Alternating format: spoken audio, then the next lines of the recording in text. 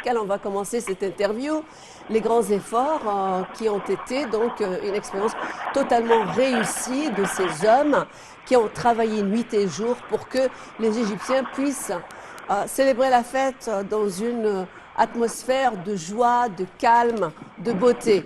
Alors, sur ces efforts, qu'est-ce que vous pouvez nous dire?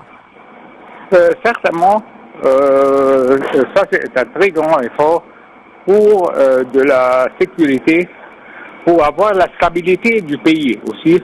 Définitivement, dans ces jours-là où on a les fêtes, on a beaucoup de gens qui vont dans les jardins, pour s'amuser dans beaucoup de places. Alors c'est très très important d'avoir la sécurité parce que ça donne une confiance à le gouvernement et aussi ça donne une confiance pour le monde entier. Ça donne un message au monde entier que l'Égypte est stable politiquement et de la point de vue de la sécurité aussi. Alors, c'est une question de sécurité, mais aussi c'est un effort colossal pour l'organisation, car ces efforts ont fait que les Égyptiens, dans divers spectres et endroits où la fête pouvait être célébrée, que ce soit au niveau des régions côtières, sur les plages, dans les villes, dans les eaux, un travail donc d'organisation et une cellule de travail qui a été organisée, et un travail aussi assidu d'organisation. Parlez-nous un petit peu de cet aspect, de ce travail généralement, ce point fort des services de sécurité pendant les périodes de fête. Certainement, je veux vous dire un point très important, que la stabilité de la sécurité, ça c'est un résultat certainement de la coopération entre les citoyens égyptiens et l'État.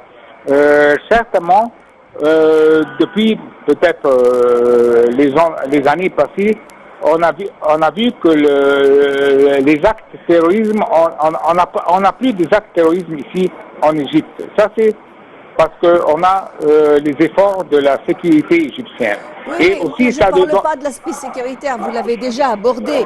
Je parle de cette question d'organisation maintenant. Oui, mais moi je dis l'organisation. Oui, je vais vous dire. Aussi.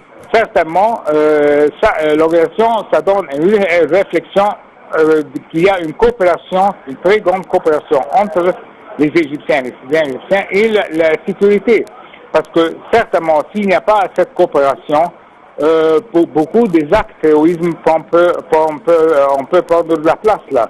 Alors la coopération, ça c'est un élément très important qui donne une significance du succès de cette organisation-là. Oui, moi je veux parler justement de cette question de culture. La culture, car je sais que vous êtes peut-être dans un endroit où il y a une circulation peut-être dense. Je ne sais pas si vous me recevez, mais en tous les cas, je veux parler de l'esprit des hommes du ministère de l'Intérieur qui sont là pour aider, qui distribuent des fleurs, qui distribuent des cadeaux à l'intention des gens qui font la fête. C'est quand même, parlez-nous de cette culture d'intégration, mais aussi de mettre en évidence, travailler pour autrui, aider autrui. Docteur, vous me recevez? Certainement, ça c'est un point très très important. Vous êtes sur la côte peut-être, docteur Moustapha? Vous êtes sur la côte, vous aussi? Excusez-moi? Vous êtes sur la côte? Vous êtes en vacances? Oui. C'est ce qui explique qu'il y a beaucoup de gens autour de vous.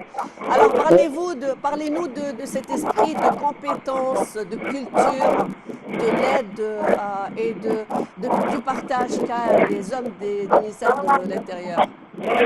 Certainement, je vais vous dire, les efforts qu'on a vus avec les hommes, des citoyens de la police et la sécurité, spécifiquement la sécurité intérieure, comme je vous ai dit, ça c'est un facteur très très important. Je vais vous dire, certainement, comme vous voyez, on a c'est un pas c'est pas facile parce que les gens maintenant, pour aller dans les fêtes, on va comme vous avez dit maintenant, dans les plages, dans les jardins, et certainement il y avait une indication positive qui donne une réflexion de l'importance l'importance de la sécurité et les gens qui travaillent dans la sécurité. Comme vous avez dit, on donne des fleurs à les gens dans les rues. Aussi, je veux ajouter qu'on donne des cadeaux aussi. Le ministre de l'Intérieur a donné beaucoup de cadeaux à des enfants dans beaucoup des locations. Ça s'était écrit au journal là, aussi. On a donné des jouets, on a donné des fleurs, comme vous avez dit. Ça certainement, ça donne une motivation et ça donne une image que la sécurité, les gens qui travaillent dans la sécurité sont part de la société égyptienne. Alors, docteur Moustapha, donc merci de nous avoir parlé de là où vous êtes.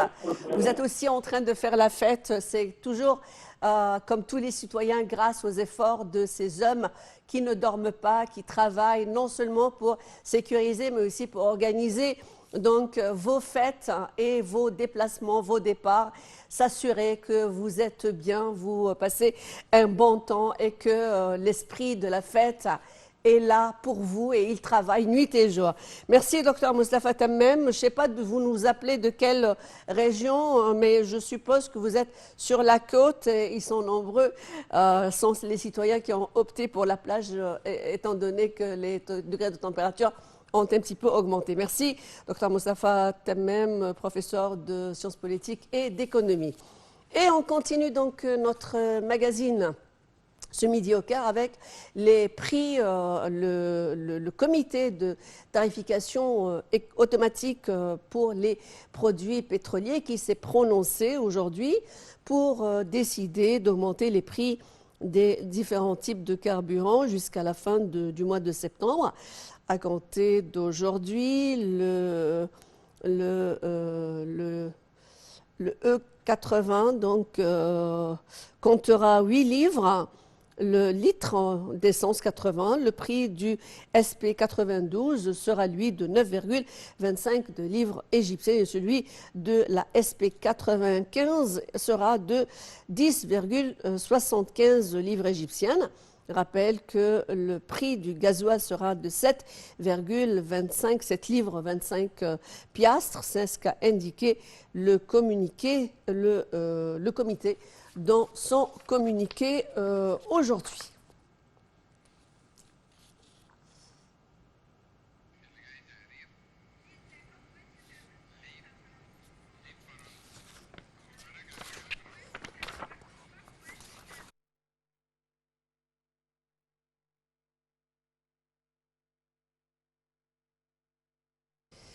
Et on reste toujours sur cette note concernant le climat, les températures, bien entendu dans l'attente de cette grande manifestation planétaire qui serait la COP27. Cette fois-ci, c'est la France qui s'est prononcée à travers son souhait pour l'établissement de cette COP avec un succès extraordinaire de cette session de la 27e session donc de la conférence sur le climat des parties à la Convention des Nations Unies qui sera accueillie bien entendu à Sharm el-Sheikh qui va voir déferler les plus grandes sommités et plusieurs décisions en découleront de cette COP 27 très attendue.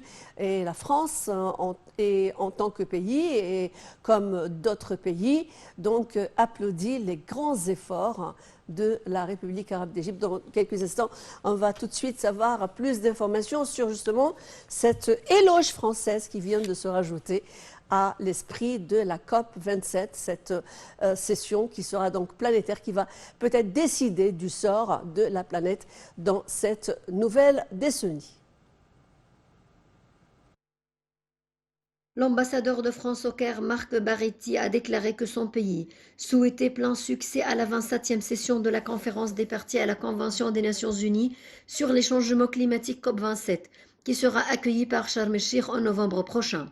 Au cours d'une rencontre mardi avec un certain nombre de journalistes, à l'occasion de la fête nationale de la France, célébrée le 14